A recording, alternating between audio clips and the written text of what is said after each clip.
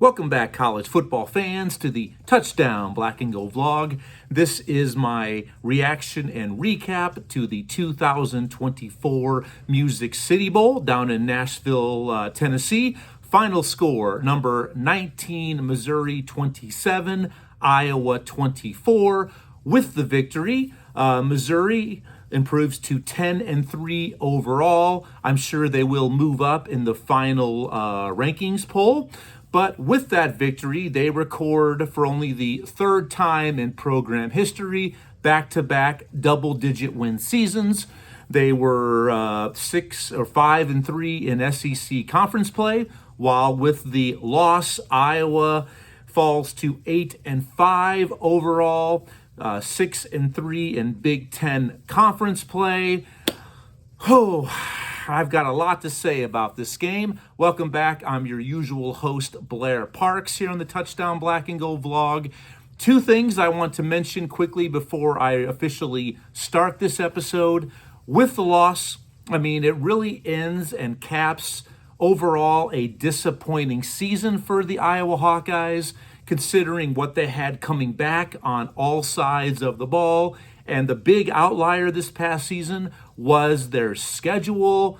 And the other thing that happened with the loss, the Big Ten Conference just missed by this one game, completing a complete sweep of the SEC straight up during bowl season. The only victory that the SEC scored against the Big Ten was this game, unfortunately. Something that we didn't really see coming, but it was that close to coming to fruition. Once again, welcome back to the Touchdown Black and Gold vlog. Happy New Year to you and yours, or if you prefer, Merry New Year from Trading Places, the 1980s classic comedy. If you haven't seen it, check it out. It is classic. Eddie Murphy, Dan Aykroyd, and a very young, smoking, attractive Jamie Lee Curtis. You will enjoy it. Check it out if you haven't seen that flick. But back to the episode, all right? I have a lot to say. I was in attendance in Nashville. I want to start right there. This was an absolute bucket list item for me. I have never been to a postseason game, my first bowl game experience, and Nashville put on an absolute show. I loved it. The weather being in the 60s, not a cloud in the sky, beautiful people everywhere, both fan bases very passionate. There was no ill will. Where we sat, and I was able to take in the game with one of my best friends, Charlie, who happens to be a Missouri fan. We sat in a section full of both Iowa and Missouri folks, a lot of good banter, great time, and I highly recommend taking in your Team of Fandom's bowl game if you ever have the opportunity, and I absolutely look forward to doing this again in the future. Even if it's not Iowa in the Music City Bowl for a few seasons moving forward, if it potentially ends up being a good matchup, I definitely want to return. It was great. It's only 6 hours away from where I live here in the Show Me State. So it was an absolute dream come true to be there with my fellow fans taking in a postseason game. And the vibe and the environment, like I said, completely off the hook, nothing but a good time. So I thought I would try to emulate that and bring some of that good vibe to you here on the channel. So direct from Nashville, here we go. All right. So, what a game. Very entertaining game for both sides of this contest. The fan bases were loud. They were into it. And I know, now with the expanded playoff and in all these bowl games, a lot of the best players opting out or transferring out prior to these games, some people do say these lower bowl games really don't matter.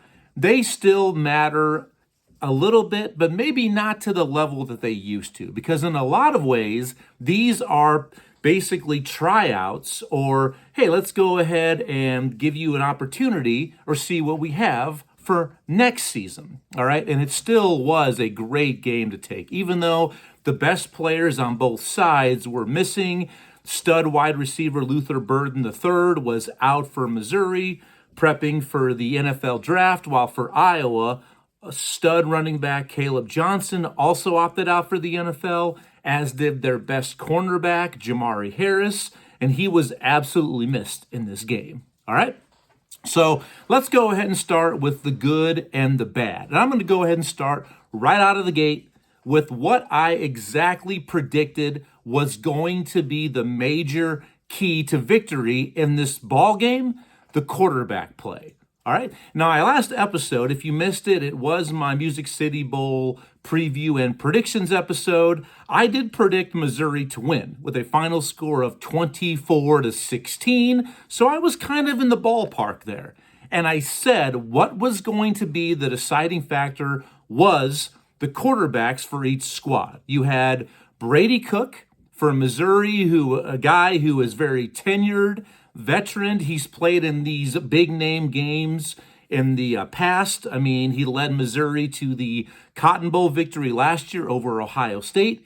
He's been there in these situations before, plus his last game in a Missouri uniform. So you know he wanted to go out, all right, on top, compared to the Iowa side, Brendan Sullivan, who came into the season number 2 on the depth chart, and he did finally get in after Cade McNamara sustained a concussion during the Northwestern game, but he missed the last 2 games of the season due to injury. He had a high ankle sprain that he sustained in the second half of the game at UCLA, and then missed the game at Maryland and the season finale at home on Black Friday against Nebraska. And I also said the supporting cast, as far as offensively, when you looked at these 2 games, it was completely one-sided. Not only did Missouri have the better quarterback, and they did, but also much better perimeter players and receivers around him to utilize. Now, this game, it seemed like to me, and this is what I told all of you, that I don't think it was going to be a high-scoring game. I mean, if you want 50-45, this was not going to be the game to watch, all right? Even though Brady Cook, stud quarterback, compared to Brendan Sullivan, and their wide receiver core was a little bit short compared to normally. I already mentioned Luther Burden III missed this game, but also out of this game was Mookie Cooper and Makai Williams, I believe his name is. He also missed this game for Missouri, and plus their kind of slow but steady, good hands tight end Brent Norfleet also did not play in this game due to a season-ending surgery on a lingering injury that he sustained during the season. So it was a little bit more fair as far as the perimeter players in this game, with everybody that Mizzou was missing as far as their wide receiver core, but it didn't still make a difference. All right, Iowa does not have those kind of weapons on their squad. They just don't. Now, they're trying to implement things to get better. There's no doubt about that, but still. So advantage was Missouri from the get-go, and Brady Cook's play, I'm telling you. I mean, this is why this guy will have a absolute shot to have a future long-term at the next level in the NFL. So the final numbers for these quarterbacks. Now let's start with the winners. Brady Cook was 18 of 32. So right there, that tells you a lot. They definitely were very pass-heavy, was Missouri in this game. 18 of 32, 287 yards, 2 touchdowns, but the big number here, 0 interceptions, compared to Brendan Sullivan, when you hear his completion percentage, pretty solid. Brendan Sullivan was 14 of 18 overall, so very good as far as completion rate, but only registered 131 yards, 1 touchdown, but to 1 big interception in the fourth quarter, which definitely kind of swayed momentum into the Missouri sideline at that point. And I'll talk more about that here in a little bit. So the other thing And I really enjoyed watching this. Now, I knew from watching a lot of Missouri games the past few seasons, because as I mentioned, I live here in the Show Me State, but I grew up in Northwest Illinois. I have numerous friends, family members who are Missouri fans, Missouri alums. So I've really enjoyed watching Brady Cook operate. All right, but the one thing that he has done his entire career is he is a little bit fleet of foot. Now, he's not Lamar Jackson. He's not Michael Vick, okay? But the guy can scramble, extend a play, turn it upfield, and get some positive yardage. And that was something else that Brady Cook did very well in this game. He ended up being Missouri's leading rusher, 14 carries for 54 yards, averaging just about 4 yards per carry. All right, so not bad. He was able to maintain drives by scrambling, okay? Now, Brendan Sullivan, now this is something that is still so alien to me, being a lifelong Hawkeye fan. I mean, I'm 43 years old, about to turn 44 here in a couple of weeks. It's been a long time since I can say I saw a mobile quarterback in a Hawkeye uniform. Brendan Sullivan has shown that he is able to escape and make things happen with his legs. And that was on display in this bowl game. Now, the numbers may not show it.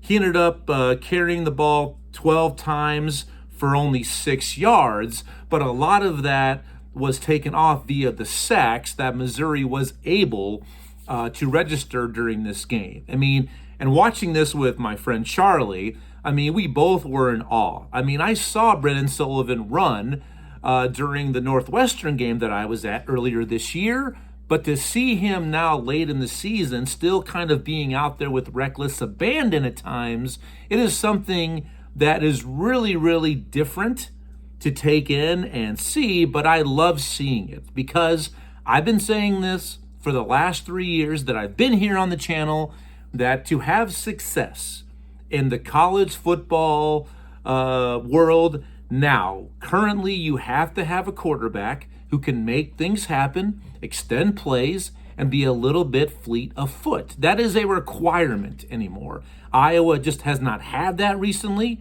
probably going back to Ricky Stanzi, if not Brad Banks before him. So it's been quite a while. So the future is looking better for Iowa from that perspective, having a mobile quarterback, all right? But absolutely, Brendan Sullivan, you did see some deficiencies from him today.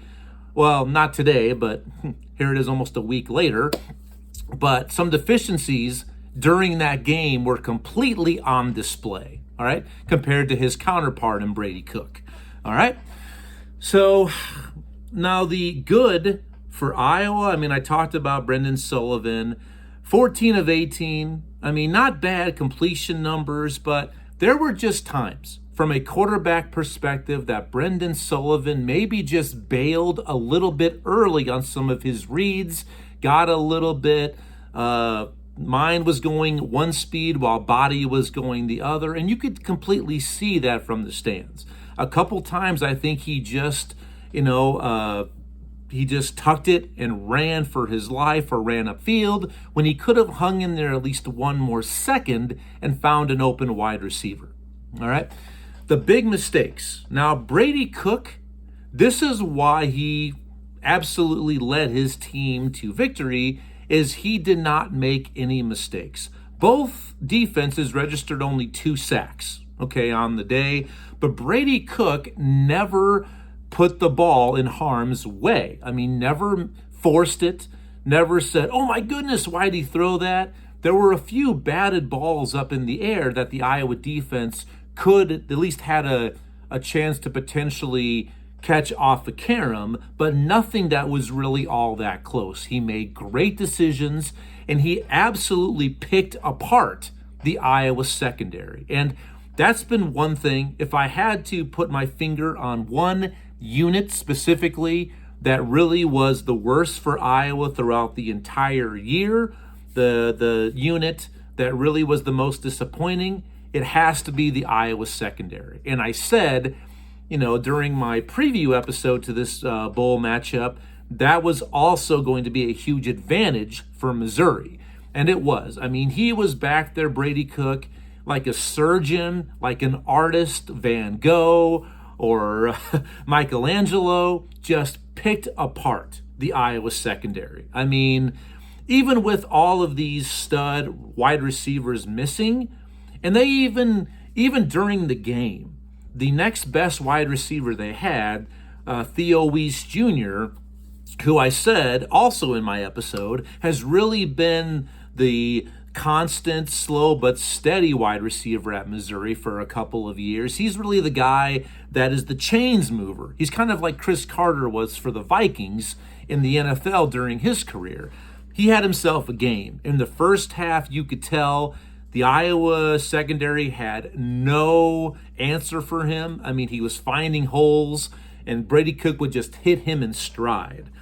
Theo Weiss ended up having 5 catches basically just in that first half, because near the end of the second quarter, there was a potential targeting that was called on the field. After replay, it was turned down, overturned. That took place on Theo Weiss. He missed the rest of the game, including the entire second half. So that even helped Iowa out more. But still, these wide receivers, these young guys for Missouri, completely stepped up, and it was really a clinic that Missouri put on, all right? When on the flip side, Brendan Sullivan for Iowa made a few mistakes, but none bigger than that big interception in the fourth quarter.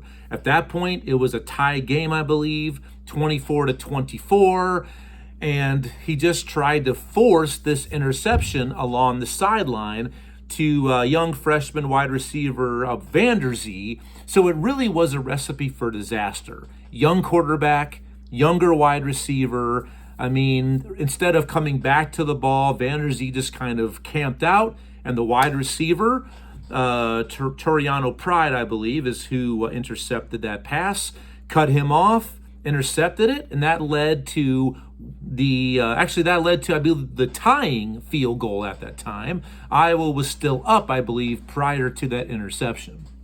So big mistake there for Brendan Sullivan. That really was the turning point in this game. Just Missouri played a little bit cleaner. That's what led to this victory. Okay.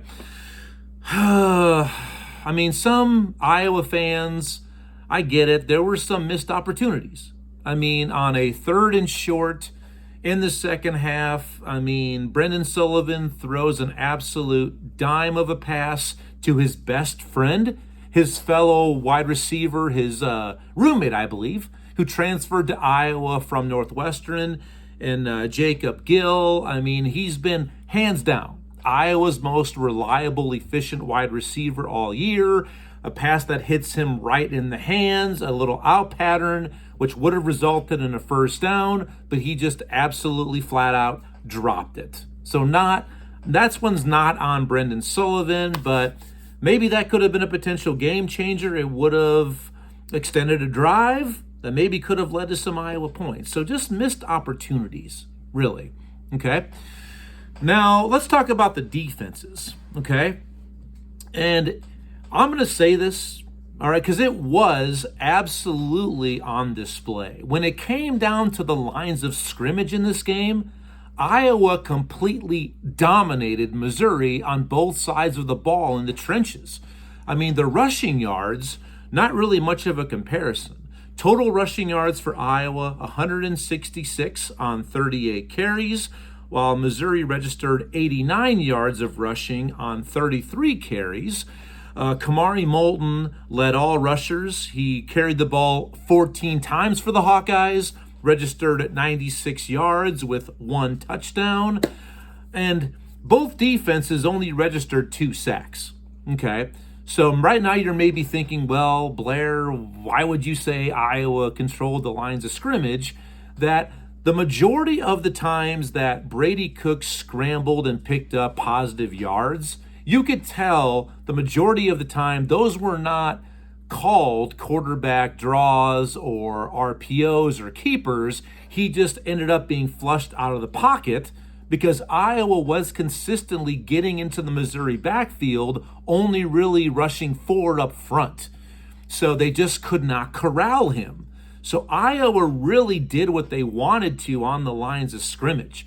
And Missouri, it was pretty apparent that they really were totally fine being one-dimensional the entire game. I mean, they really didn't even attempt, other than maybe in the first quarter, to even try to run on Iowa. And that really is good coaching by Missouri coach Eli Drinkwitz. I mean, you never want to try to make a team one-dimensional that early in a game, but because of Iowa's deficiencies in the defensive backfield, it worked out for Missouri. I mean, Iowa really, and usually when Iowa dominates the lines of scrimmage like they did in these games, normally it will result with an Iowa victory, but not on Monday afternoon, obviously. All right? So the Iowa defense, other than their secondary, played very well. All right? They did. Now, the play of the game was definitely made by the Missouri defense with just over a minute to go. A 4th and 1 just across midfield in Missouri territory. Iowa was trailed at that point 27-24. And the previous play was a pass completion. And I really wanted the replay booth to review this play. They did not. Iowa just could not afford to wait on that because they had to burn their timeouts earlier. So I understand why they were quick to the line and they ended up calling a failed QB sneak. I get that, but if I'm Coach Kirk Ferentz, you have to raise hell at that point to tell the refs, look at this play, review it. It absolutely was the biggest play to that point in the game. It did not happen, and it resulted with Brendan Sullivan being stuffed on 4th and 1, actually under a yard to go, and that was the ball game. That turned it over back to Missouri, victory formation. The Missouri fans go home happy. All right? Now that play, watching it here in the comfort of my home, that 4th and short was not executed well by either team. If you look, I am very certain that Missouri's defensive line, they did line up offsides. They did.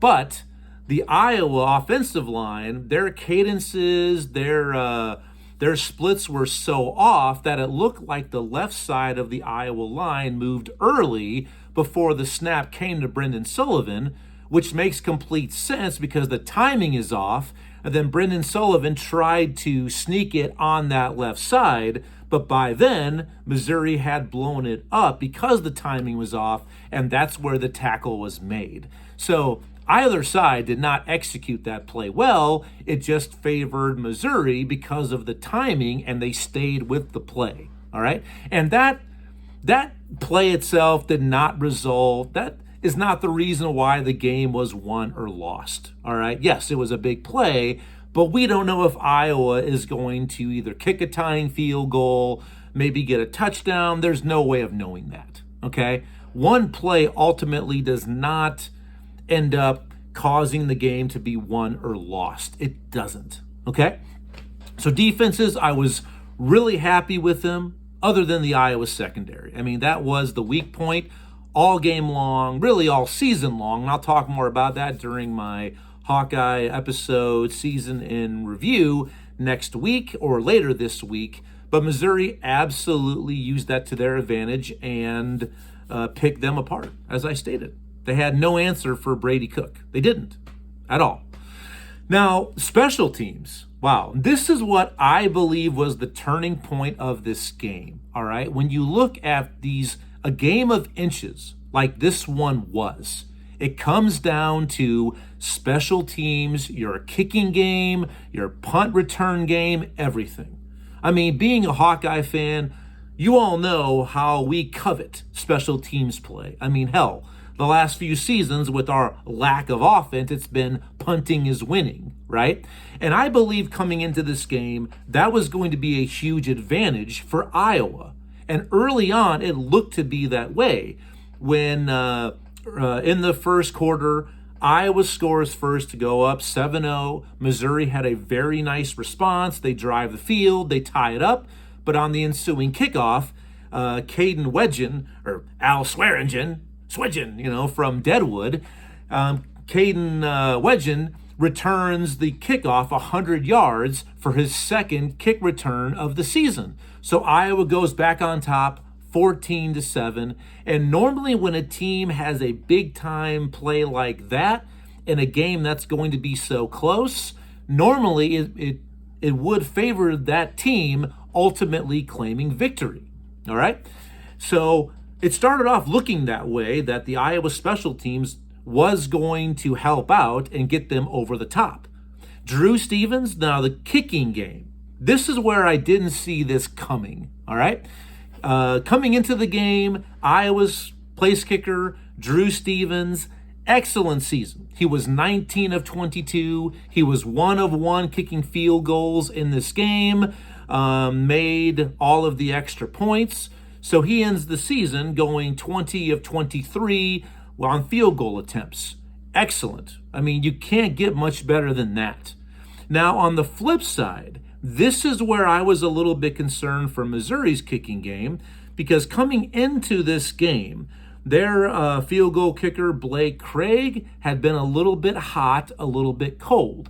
I believe coming into the game, he was 22 of 32. So way more misses, but also way more attempts. So maybe it's just law of averages. So I believed if it came down to the right foot of the kickers, it was going to be Iowa and Drew Stevens.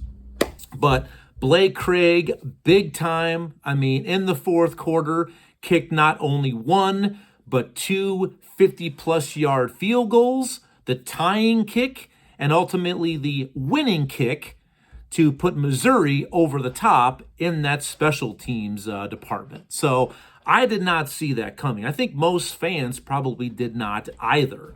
I mean, Blake Craig's long was 56 yards. I mean, he did not miss any of the extra points as well. So Missouri special teams, I think it's easy to say that they outplayed Iowa's. But then again, with that kick return and both kickers not missing any kicks, they kind of maybe canceled each other out. All right. Now, ultimately, the MVP of the bowl game went to Brady Cook. He was able to claim that trophy. It was excellent, by the way. We stayed late. We watched the trophy presentation. Do that, even if it's not your team of fandom. It's a great moment to celebrate and witness. So he was going to claim that trophy, right? But then again, I think a very strong argument could have been made by Blake Craig. And if he would have got the bowl game MVP, I think a lot of people would have been completely fine with that, okay? Because when they needed him, he showed up and showed out for Missouri, all right? So special teams, it was excellent. And I love seeing that. I love games being determined within the margins, okay? Because a lot of times anymore, they just aren't, okay? Now, coaching, I mean, it was obvious to me that Coach Drinkowicz's staff absolutely outcoached Coach Ferentz's staff. They did. They made more adjustments prior to the second half kickoff. And you hate to say what could have happened. I don't like to talk like that. I don't believe in luck. I believe you make your own in these games. I don't like to ever say, well, if this would have happened or that would have happened, it would have led to this different outcome, or it could have, or it should have. We don't know, all right? But the one thing I have to question about Kirk Ferentz and the play calling is, early in the second quarter, maybe it was the midpoint, okay? Iowa at this point is up 14-7. They're driving. They're on the Missouri 40-yard line, okay? And it's 3rd and 2, I believe, okay? And right now, they are still dominating the lines of scrimmage. And what do? They go ahead and call a pass play. It was just a misfire to Addison Ostrenga, I believe, was the tight end, just a little bit off from Brendan Sullivan. And I like being aggressive.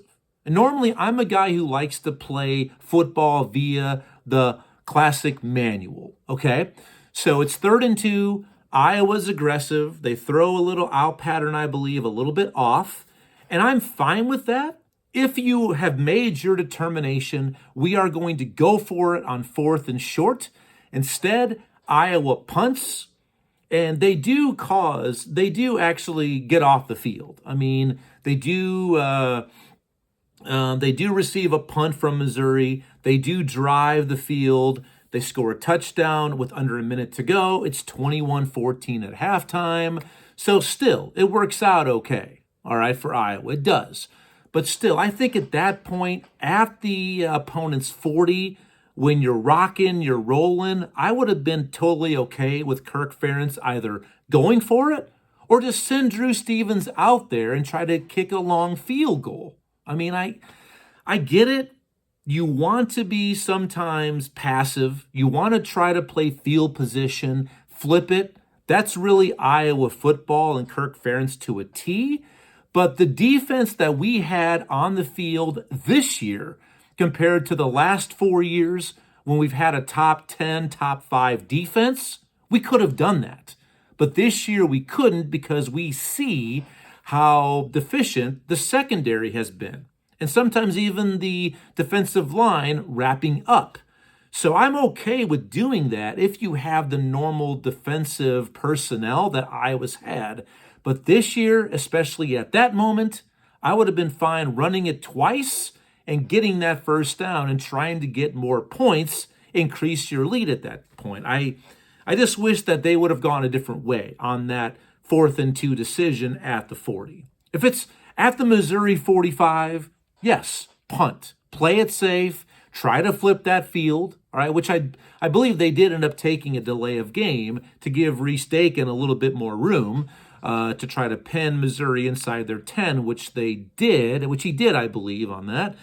And Reese Dakin had himself a pretty good game as well. 4 punts, averaged 42 yards, two inside the 10-yard line. So not bad, all right, at all. But I think Iowa should have went for it on that one. And if you get stalled out, you get stalled out. You get turned back, but you still have the lead. Okay. I think at that point, go for the jugular. Okay, they should have. But what do I know? I don't get paid millions of dollars each season to make those decisions. So, but yeah, Coach Drinkowitz and his staff absolutely outcoached the Iowa side. And the fans, I think that was apparent too. It just missed opportunities for the Hawkeyes. And even the last drive of the game. I mean, Iowa is able to get Missouri off the field. There's a shanked punt. So Iowa's set up, I believe, at their own 40, maybe 35-yard line. So, hey, 30 yards, maybe we get in a potential good field goal potential yardage. But the very first play, after that, Iowa calls a pass play. At this point, they have 1 timeout left. And Brendan Sullivan getting back to the mistakes, he takes a big-time sack. You just can't do that there, okay? So that really negated the muffed punt, the shanked punt, I should say, by Missouri. It just did. And then at that point, Iowa has to respond by stopping the clock, thus using their final timeout that they couldn't maybe use on that 4th and short to have the review booth review the spot from that previous 3rd down play that looked like, let's just review that spot. And then also it gives your offense some time to relax. Let's all get on the same page before we get out there and throw our cards on the table on 4th and short. So Brendan Sullivan just cannot take that kind of sack. He can't. But he did. Another play that cost Iowa. Now, the overall team stats, I mean, first downs, 23-17 in favor of Missouri. That was big. 3rd down efficiency, Missouri was 5 of 13, while Iowa was 6 of 13. So advantage Iowa there. Passing yards, or total yards, 376 for Missouri to Iowa's 297. So not a huge difference there, but definitely a difference. Passing, I went through that. I mean, just under 300 yards for Brady Cook. Let's see. Time of possession, 31 minutes and change for Missouri compared to 28 and change for Iowa. So not a huge discrepancy there. Iowa did win the penalty battle, which is something else I pointed out during my preview episode that I thought would favor Iowa, because they have been one of the least penalized teams all season, while Missouri definitely was a little bit more prone to get dirty laundry on the field. There were 6 penalties for 60 yards for Missouri compared to 5 penalties for 46 yards for Iowa. And I've got to admit, I got to say this too, these refs were very, very cautious. I mean, anytime there was any sort of contact, especially on the quarterbacks, they would throw flags for roughing the passer. There were a lot of potential targeting calls that ended up being overturned. And another one that really bit Iowa in the ass, it's 3rd down and long to go in the 4th quarter. And I believe this led to the game-winning field goal for Missouri. It's 3rd and long. Brady Cook gets flushed out of the pocket. He just takes 1 step out of bounds, and an Iowa player extends his arms, gets flagged for unnecessary roughness. Automatic first down, 15 yards, which led to that second Blake Craig field goal, which was the winner. So just mistakes. I mean, Missouri just played a lot cleaner. That's what it was. All right. So that's kind of what I have to share with you. I absolutely enjoyed it. I have no regrets. I mean, yes, as a fan, I wanted a different outcome, but I knew that Missouri was the better team. And I predicted them to win. They did, but once again, I'm not going to say it would have or it should have. It could have ended a little bit differently if Iowa just would have played cleaner. That's it. But congratulations to Missouri. I'm happy for them. I mean, being a resident of Missouri, I'm happy for the fans, a lot of my friends, my family members. But there is one thing I've got to share with you guys, okay? At the end of the game, the MIZZOU cheer, I'm totally fine with that, all right? That is one of the cheers that the Missouri faithful have for first downs or victories. And by all means, celebrate. Be merry, be happy. I mean, I'd be doing the same thing. I've got no quarrels or qualms with that, all right? I don't. But when you hear the SEC chants, okay, let's just remind you, Missouri fans, that you're SEC via marriage, okay? You're not a historical member of the SEC conference, okay? I get it. There's pride there, and I'm fine with that. But I know several fans of institutions going back to the original SEC, Ole Miss, Kentucky, Alabama, who say the same thing, that it bothers them when Missouri, Texas A&M, or now Texas or Oklahoma fans say that SEC chant when they're not historically SEC teams. It does kind of bother me a little bit. So let's just clear that up, all right? And it is fact, it's truth. There's no need to go there, all right? But other than that, yep, disappointing season for Iowa. And like I said, I will have an upcoming episode to expand on that, my season review of the Iowa Hawkeyes. But other than that, guys, it's been a great season. I've loved being here. I've got a lot more episodes coming up. I do plan on having that season review in a couple days, and then before this Thursday and Friday's college football playoff semifinals kickoff, I will have my preview and predictions episode for those 2 huge games. We've got Texas facing off against Ohio State and Penn State facing off with Notre Dame. I mean, the SEC is down to their last team, and I'm going to say this. I mean, it's true that the Big Ten has absolutely owned bowl season, and they have flexed and shown that they are the best conference this season. They are, all right, in college football. I mean, seriously, USC fans, if you want to hit me up, please comment, like, share, subscribe. I can't wait to hear from you. I always encourage and welcome your insights. So share them with me. Let me know what you think. But please get involved, because without you, none of these episodes are fuel, without you. You're the ones who drive this. It's an absolute pleasure for me to be with you, sharing my love and passion for all things college football. So until my next episodes, be safe. Right now, I'm right here waiting out, hunkering down this ice and winter storm that's moving through. Be safe out there. Peace, prosperity, and I'll see you soon. Take care from the Touchdown Black and Gold vlog. And as usual, go Hawks. See you soon. Bye-bye.